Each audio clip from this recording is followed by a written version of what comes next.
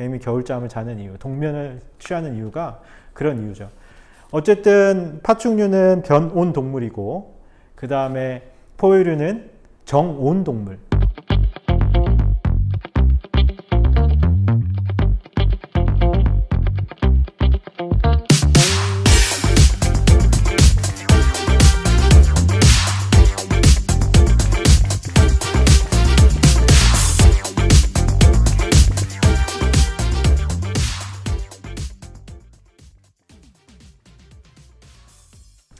자, 안녕하세요. 자, 지질시대 두 번째 파트 진행을 해보도록 하겠습니다. 지난 시간에 성칸불 이야기, 그 다음에 화석 얘기들 좀 했습니다. 잘 정리해 두시고, 기억하는 것이 목적일 수도 있겠지만 기억을 넘어서 스토리적으로 이해할 수 있는, 그 환경이 어땠는지 한번 떠올릴 수 있는, 머릿속에서 이렇게 어떤 그죠? 네, 상황 자체가 떠올릴 수 있으면 더욱 좋겠다, 이렇게 얘기를 하면서 오늘 내용으로 가보도록 하겠습니다. 자, 고생대부터 시작하도록 하죠. 예, 시대 구분이 되는 연도를 좀 외워주시길 바랍니다. 단위는 억년이고, 고생대는 5억 4천만 년 전이고요. 부터 2억 5천만 년까지를 우리는 고생대라고 합니다. 고생대의 시작은요, 많은 생물종들이 갑자기 폭발적으로 증가를 했습니다. 그러니까 다른 시대 구분은 거의 멸종인데, 고생대의 시작은 멸종이 아니라 출현이다 라는 것을 여러분이 일단은 알고 시작을 하시면 좋을 것 같고요. 고생대의 대표적인 사건이라고 하면 여러분들 선생님이 다 정리를 해드렸죠. 뭐였죠? 자, 오존층 형성입니다. 자, 오존층 형성이 왜 중요하냐라고 하면, 오존층 형성은 자외선을 차단할 수 있게 해주고, 자외선을 차단한다는 것은 육상생물이 진화의 과정을 거쳐서 살아갈 수 있게끔 된다라는 것이죠. 육상생물의 대표적인 예들 여러분들이 기억을 해 놓으셔야 되는데, 식물 같은 경우에는 양치식물이 번성을 했고요. 동물 같은 경우에는 양서류가 번성을 하게 됩니다. 고생대 기간 동안에요. 그리고 바다에서는 우리가 표준화석으로 배웠던 예들 여러분들이 기억을 하셔야 되는데, 삼엽충과 갑주어 정도 여러분들이 기억을 하시면 되겠습니다. 선생님이 지금 육상과 바다로 나눠서 설명을 해 드리는 이유가 있습니다. 이유는 같은 지층에, 같은 시대라고 하더라도 같은 지층 안에 삼엽충, 그리고 고사리, 뭐 이렇게 양치식물과, 아까 말했던 양치식물과 삼엽충이, 바다 지층에 있는 삼엽충이 같은 지층 안에 있을 수 없다는 사실을 여러분들이 알고 계시기 바랍니다. 시대만 잘 맞추면 되는구나 라고 생각하시면 안 된다는 거예요. 바다에 사는 녀석인지 땅에 사는 녀석인지 여러분들이 구분하실 수 있어야 되기 때문에 선생님이 구분해서 얘를 정리해 드린 겁니다.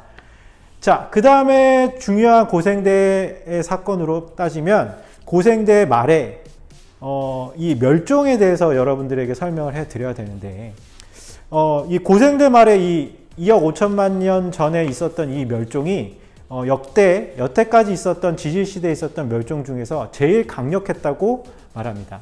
총 5번의 대멸종이 있었다고 하는데, 그 중에 제일 강력한 대멸종이 일어났다고 하는데, 거기에 원인은 무엇이었을까요?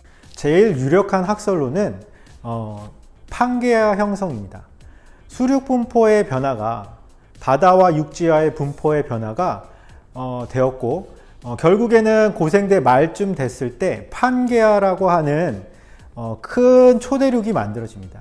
그전에는 당연히 대륙이라고 하는 것이 어떻게 생성되었을 것 같습니까? 예, 화산 활동으로 인해서 육지가 조금씩 생겨났겠죠. 예, 근데 그것이 큰 대륙을 만들다기보다는 약간 섬처럼 되어 있었을 겁니다. 그런 것들이 모여서 고생대 말쯤 됐을 때는 이동을 하기 시작해서 판게아라고 하는 큰 대륙이 만들어졌습니다. 이렇게 되면 생물 입장에서는 삶의 터전을 옮겨야 된다라는 부담감이 생기고요. 실제로 먹이 사슬 관계라든가 생태계의 안정성이라든가 이런 것들이 파괴될 확률이 굉장히 높아집니다.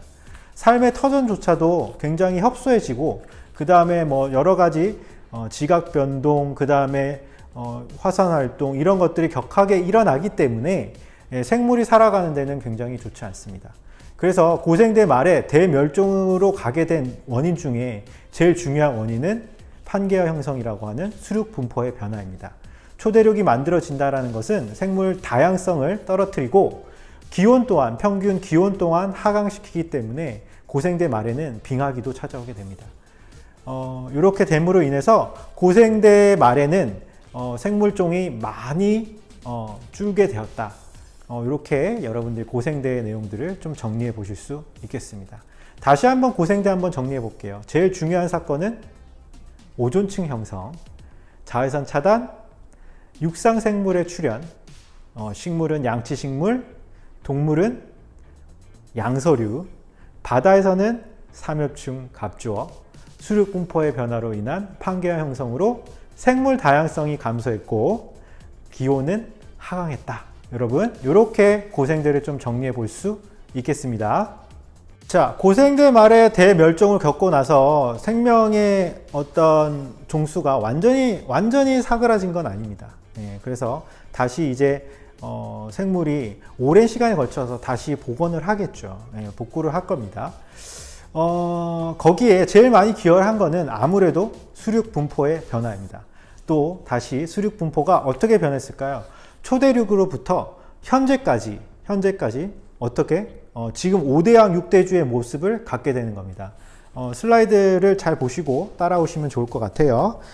중생대의 어떤 수륙 분포의 변화를 보시면 판게어로부터 점점 쪼개져서 현대와 같은 현대의 어떤 대륙의 어떤 분포와 같이 점점 변하게 되었다라고 하는 겁니다.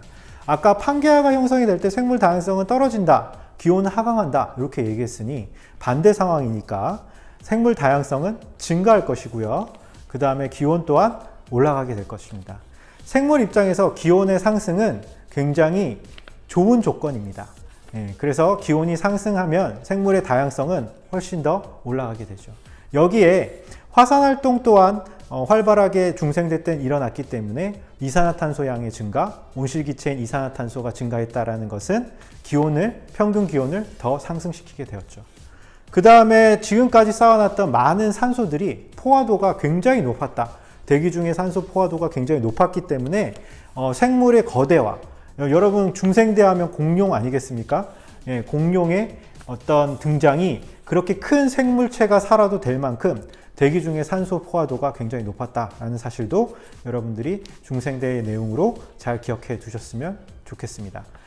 자, 그 다음에 중생대에서의 식물에 어떤 것이 번성했느냐라고 하면 이런 좋은 환경에서 거시식물이라고 하는 것이 분류했을 때 거시식물이 번성을 하게 되었고 동물 같은 경우에는 파충류의 시대가 된 것이죠.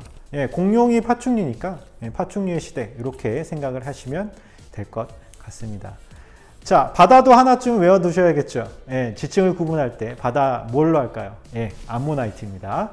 암모나이트로 여러분들이 기억을 하시면 되겠습니다. 자, 신생대 또한 지구 환경의 변화로 넘어가기 전에 왜 갑자기 신생대가 나오게 되었느냐, 중생대에서 신생대로 왜 넘어가게 되었느냐라고 했을 때 여러분들이 많은 학설들을 들어봤을 거예요. 공룡 멸종의 원인 이렇게 봤을 때 제일 유력한 학설은 소행성 충돌입니다. 소행성급의 정도의 크기에 운석이랑 틀리죠. 소행성은 규모가 큰 겁니다. 행성급 단위의 어떤 충돌이 있었어야 이런 일들이 벌어질 수 있다라는 겁니다. 뭐 파생적으로 열돔 현상이라든지 아니면 부딪히고 나서 운석 떨어질 것이고요. 산성비 내릴 거고요. 그 다음 먹이 부족할 거고요. 태양빛 가려질 거고요. 여러 가지 원인에 의해서 공룡이 멸종했다. 이렇게 얘기를 하고 있죠. 사실 멸종했다고 보기엔 좀 힘듭니다. 지금 여러분이 근처에 있는 이 조류 또한 조류가 사실은 공룡의 후예다. 이렇게 얘기를 할 수 있기 때문에 공룡이 정말 멸종했냐라고 하면 조금 그렇지만 우리가 생각했던 일반적인 그런 공룡들이 왜 우리는 지금 볼 수 없느냐라고 하면 소행성 충돌로 인해서 지구의 변화가 아주 극심하게 일어났다. 그래서 대멸종을 겪고 그 이후로 온도는 어땠을까요? 초기에는, 신생대 초기에는 온화한 기후를 갖고 있었지만 점점 이 환경 변화에 의해서 나중에는 빙하기까지 찾아오게 됩니다. 자, 빙하기가 찾아온다라는 건 단편적으로 이렇게 생각해 보시면 될 것 같아요. 중생대와 신생대를 비교해 봤을 때 어떤 환경이 생물의 입장에서는 더 좋은 환경이었냐라고 하면 사실은 중생대가 훨씬 더 좋은 환경이었다. 우리가 이렇게 얘기할 수 있는 겁니다. 그래서 결국에는 궁극적으로 파충류냐 포유류냐라고 하는 어떤 종류가 번성하느냐라는 싸움에서 신생대에서는 포유류가 왜냐하면 난생이 아니고 태생, 그죠? 네. 알로 자손을 번식하는 것이 아니라 새끼로 자손을 만드는 것을 이제 태생이라고 하죠. 포유류는 태생을 하게 되고 그 태생한 것을 또 잘 기르고 젖을 먹이고 이렇게 잘 보호를 하기 때문에 훨씬 더 중생대보다 안 좋은 환경에 있을 때는 포유류가 더 번성할 수 있었다. 이렇게 얘기를 할 수 있겠고, 파충류는 중생대 때 파충류는 지금도 그렇지만 변온 동물입니다. 외부 환경의 온도에 내 몸에 일정한 온도를 맞추는 것이 굉장히 어려운 동물입니다. 그래서 여러분이 파충류 대표적인 게 뱀이잖아요. 뱀이 겨울잠을 자는 이유, 동면을 취하는 이유가 그런 이유죠. 어쨌든 파충류는 변온 동물이고 그 다음에 포유류는 정온 동물. 외부 환경의 온도를 내 몸의 온도를 어느 정도는 밸런스를 맞춰줄 수 있는 그런 정온 동물이기 때문에 포유류가 파충류보다 더 번성할 수 있었던 이유가 그런 이유가 있다라는 사실 여러분들이 알고 계셔야 될 겁니다. 식물은 속시식물, 거시식물이 아닌 속시식물이 신생대 때 번성했고요. 인류 출현했습니다. 예. 신생대 점점 갈수록 각 시대별로 내용이 점점 줄어들죠. 현대에 가까울수록 뭐 큰 사건들이 이렇게 뭐 지질 시대에서 말할 만한 내용은 없습니다. 오늘 내용 중에 핵심적인 내용들 좀 정리해 보면 고, 중, 신 배웠는데 사실 핵심적인 내용은 고생대 때 제일 핵심적인 내용이 있습니다. 오존층 형성이라든지 아니면 수륙 분포의 변화라든지 이런 것들 굉장히 중요한 내용으로 여러분들이 이해하고 잘 알고 계셔야 될 것 같습니다. 자, 감사합니다. 오늘 지질시대 두 번째 시간 마무리하도록 하겠습니다. 감사합니다.